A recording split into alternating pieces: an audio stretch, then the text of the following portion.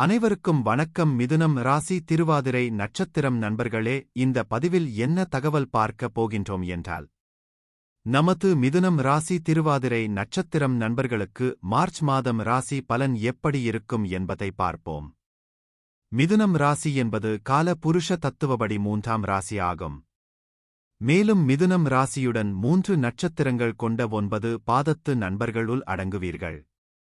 மிதுனம் ராசி உபய மற்றும் காற்று தத்துவ ராசி ஆகும். இதில் புனர்பூசம் 1 முதல் 3 பாதங்கள் வரை, திருவாதிரை 1 முதல் 4 பாதங்கள் வரை, மிருகசீரிஷம் 3 முதல் 4 பாதங்கள் வரை மிதுனம் ராசியுடன் உள் அடங்குவீர்கள். மிதுனம் ராசி திருவாதிரை நட்சத்திரம் அதிபதி ராகு பகவான் என்பதால் நீங்கள் வேண்டி வணங்க வேண்டிய கடவுள் விஷ்ணு பெருமான் மற்றும் லக்ஷ்மி தேவி தாயார் ஆவார். உங்களால் முடியும் என்றால் ஒவ்வொரு வார சனிக்கிழமைகளில் அல்லது வெள்ளிக்கிழமை உங்கள் வீட்டின் அருகில் இருக்கின்ற விஷ்ணு பெருமான் கடவுள் கோவில் சென்று வழிபாடு செய்து விட்டு வாருங்கள்.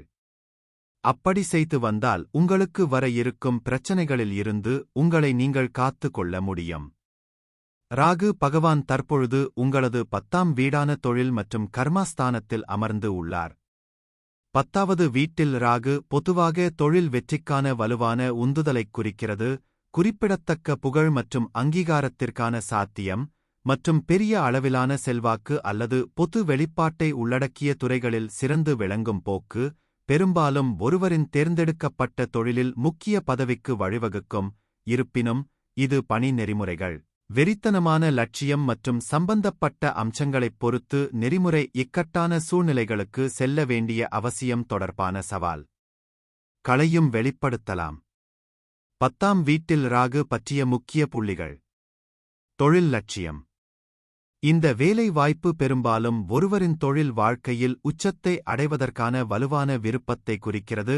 சக்தி மற்றும் அங்கீகாரத்தை அடைவதற்கான இடைவிடாத உந்துதல். பொது படம். 10ஆம் வீட்டில் ராகு உள்ள நபர்கள் பொது பார்வையில் தங்களைக் காணலாம். அவர்களின் வேலையின் மூலம் புகழ் பெறலாம். வழக்கத்திற்கு மாறான பாதைகள். அவர்கள் வழக்கத்திற்கு மாறான அல்லது தனித்துவமான வாழ்க்கைப் பாதைகளுக்கு ஈர்க்கப்படலாம். இது வெளிநாட்டு தொடர்புகள் அல்லது வளர்ந்து வரும் துறைகளை உள்ளடக்கியது. சவால்கள் மற்றும் சிக்கல்கள். வெற்றிக்கான சாத்தியம் அதிகமாக இருந்தாலும் ராகுவின் செல்வாக்கு அதிக லட்சியம், வேலை தொடர்பான மன அழுத்தம் மற்றும் இலக்குகளைப் பின்தொடர்வதில் சாத்தியமான நெறிமுறை சங்கடங்களுக்கு வழிவகுக்கும். 10ஆம் வீட்டில் ராகுவுக்கு சாத்தியமான தொழில்துறைகள். ஊடகம் மற்றும் பொழுதுபோக்கு, அரசியல், தொழில்நுட்பம் மற்றும் மென்பொருள் மேம்பாடு, சர்வதேச வணிகம் மற்றும் சமூக செயல்பாடு. தற்பொழுது கேது பகவான் உங்களது 4ஆம் வீடான சுக மற்றும் தயார் வண்டி வாகன ஸ்தானத்தில் அமர்ந்து உள்ளார். 4வது வீட்டில் கேது இடம் பெற்றிருப்பது பொதுவாக வீடு, குடும்பம் மற்றும் தாய் தொடர்பான சாத்தியமான சவால்களைக் குறிக்கிறது. இது பெரும்பாலும் பற்றின்மை அல்லது உள்நாட்டுக் கோளத்தில் உறுதியற்ற தன்மையைக் குறிக்கிறது.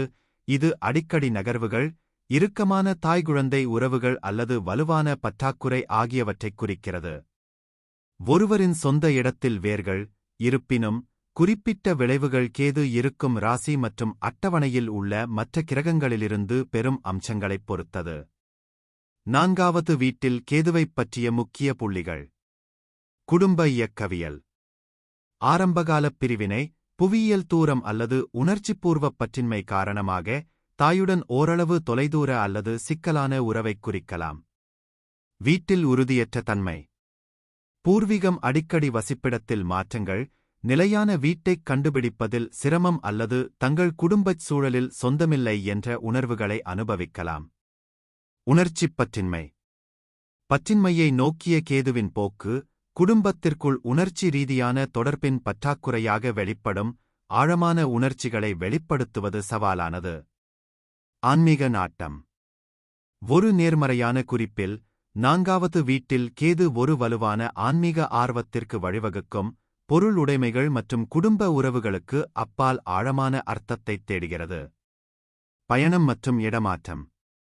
இந்த வேலை வாய்ப்பு, தொழில் வாய்ப்புகள் அல்லது புதிய சூழல்களை ஆராய வேண்டியதன் காரணமாக வீட்டிலிருந்து வெகுதூரம் பயணம் செய்வதற்கான வலுவான விருப்பத்தைக் குறிக்கலாம்.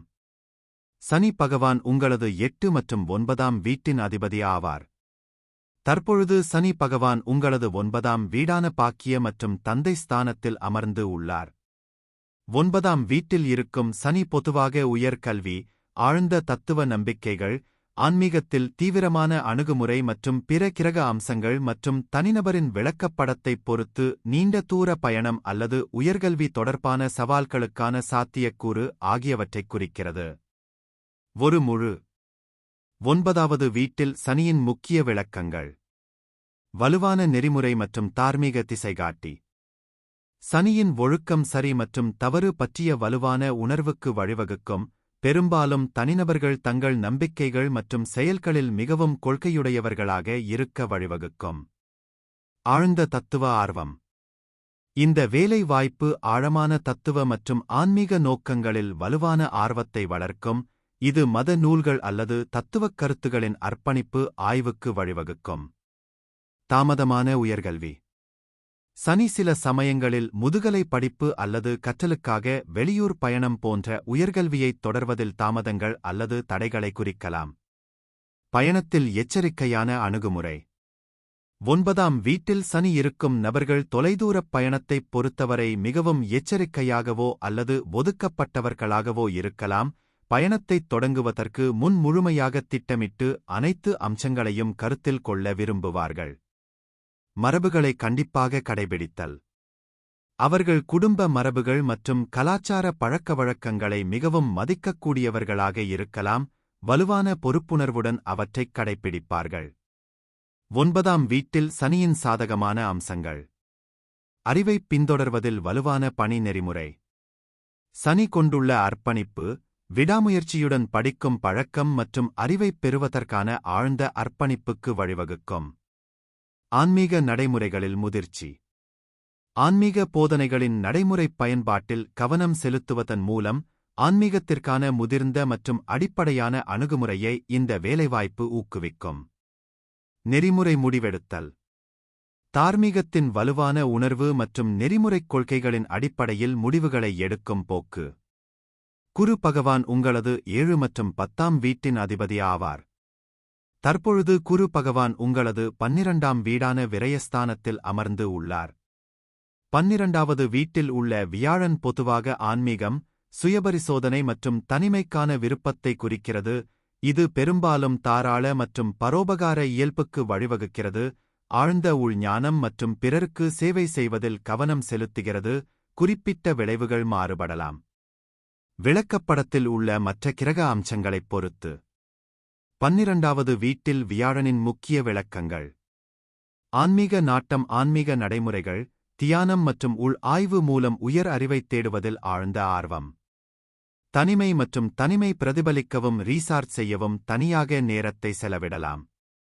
பரோபகாரம் மற்றும் சேவை. பிறருக்கு உதவ வேண்டும் என்ற வலுவான விருப்பம், தொண்டு வேலைகள் மூலமாகவோ அல்லது ஒதுக்கப்பட்ட சமூகங்களுக்கு சேவை செய்வதன் மூலமாகவோ. ஆழ் உணர்வு. நுட்பமான ஆற்றல்களுக்கு அதிகரித்த உள்ளுணர்வு மற்றும் உணர்திறன். சுயநினைவற்ற வடிவங்கள் அவற்றின் நிகழ்காலத்தைப் பாதிக்கக்கூடிய அடிப்படைச் சிக்கல்கள் அல்லது கடந்த கால அனுபவங்கள் மூலம் வேலை செய்ய வேண்டியிருக்கலாம். 12வது வீட்டில் வியாழனின் நேர்மறையான அம்சங்கள். ஆழ்ந்த இரக்கம். மற்றவர்களின் போராட்டங்களுக்கு பச்சாதாபம் மற்றும் புரிதலின் வலுவான உணர்வு. உள் அமைதி. ஆன்மீக நடைமுறைகள் மூலம் அமைதி மற்றும் அமைதியைக் கண்டறியும் திறன். மறைக்கப்பட்ட திறமைகள். படைப்பாற்றல் அல்லது குணப்படுத்தும் திறன்களுக்கான பயன்படுத்தப்படாத திறனைக் கொண்டிருக்கலாம். நேர்மறை மாற்றம். சவால்களை சமாளிப்பதன் மூலம் குறிப்பிடத்தக்க தனிப்பட்ட வளர்ச்சிக்கான சாத்தியம். 12வது வீட்டில் வியாழனுடன் சாத்தியமான சவால்கள்.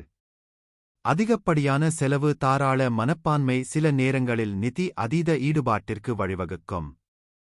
திரும்பப் பெறுதல் போக்குகள். சமூக தொடர்புடன் சமநிலைப்படுத்தப்படாவிட்டால் சமூக தனிமையுடன் போராடலாம். குழப்பம் அல்லது சுய சந்தேகம். உள் மோதல்கள் அல்லது நிச்சயமற்ற தன்மையின் மூலம் வேலை செய்ய வேண்டியிருக்கலாம். கவனம் இல்லாமை. ஆன்மீகத் துறையில் அதிக கவனம் செலுத்துவதால் உலக விஷயங்களில் கவனம் செலுத்துவதில் சிரமம். சூரிய பகவான் உங்களது 3ஆம் வீட்டின் அதிபதி ஆவார். தற்பொழுது சூரிய பகவான் உங்களது 9ஆம் வீடான பாக்கிய மற்றும் தந்தை ஸ்தானத்தில் அமர்ந்து உள்ளார். 9வது வீட்டில் சூரியன் பொதுவாக நேர்மறையான செல்வாக்கைக் குறிக்கிறது, உயர்கற்றல், தத்துவம், நீண்ட தூர பயணம் மற்றும் தனிப்பட்ட நெறிமுறைகள் மற்றும் மதிப்புகளின் வலுவான உணர்வு ஆகியவற்றுடன் வலுவான தொடர்பைக் குறிக்கிறது. இது பெரும்பாலும் அவர்களின் சமூகம் அல்லது துறையில் மரியாதைக்குரிய நபராக நற்பெயருக்கு வழிவகுக்கும். நிபுணத்துவம், இருப்பினும், மற்ற கிரக அம்சங்களைப் பொறுத்து, இது தந்தையின் உருவத்துடன் சாத்தியமான சவால்கள் அல்லது முன்னோர்கள் தொடர்பான கர்ம சிக்கல்களையும் குறிக்கலாம். 9வது வீட்டில் சூரியனின் முக்கிய விளக்கங்கள். நோக்கம் மற்றும் பார்வையின் வலுவான உணர்வு. சூரியனின் இயற்கையான தலைமைத்துவ குணங்கள் 9வது வீட்டில் பெருக்கப்படுகின்றன, இது மற்றவர்களுடன் அறிவையும் ஞானத்தையும் பகிர்ந்து கொள்வதற்கான வலுவான விருப்பத்திற்கு வழிவகுக்கும், பெரும்பாலும் கற்பித்தல், எழுதுதல் அல்லது பொதுப்பேச்சு மூலம். பயணம் மற்றும் ஆய்வு மீதான காதல்.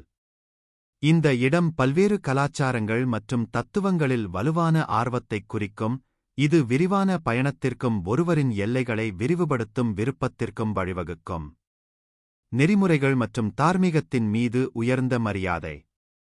9வது வீட்டில் சூரியனின் செல்வாக்கு ஒரு வலுவான நெறிமுறைக் குறியீட்டையும் சரியானதைச் செய்வதற்கான அர்ப்பணிப்பையும் வளர்க்கும்.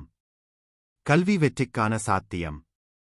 இந்த வேலை வாய்ப்பு உள்ள நபர்கள் உயர் கல்வியில், குறிப்பாக தத்துவம், மதம் அல்லது ஆன்மீகம் தொடர்பான துறைகளில் சிறந்து விளங்கலாம். தந்தை உருவத்துடன் உறவு.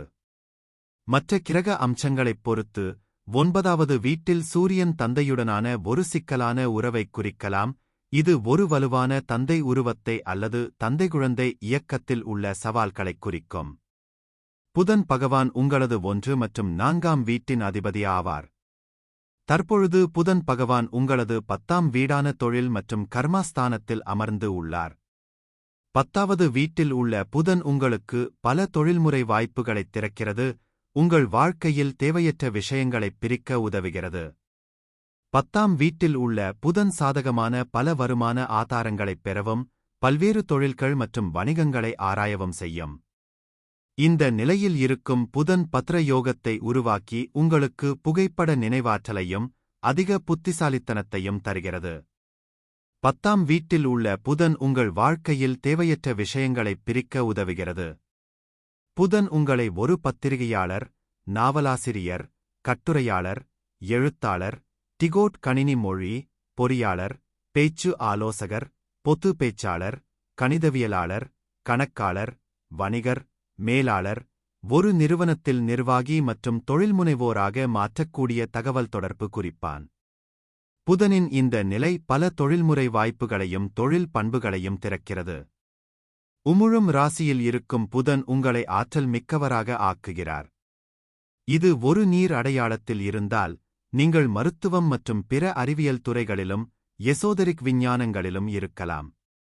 புதன் பூமிக்குரிய ராசியில் இருந்தால், நீங்கள் கணிதம், கணக்கியல், நிதி பகுப்பாய்வு ஆகியவற்றைத் தேர்வு செய்யலாம், மேலும் நிர்வாகக் கணக்காளராகவும் செயல்படலாம்.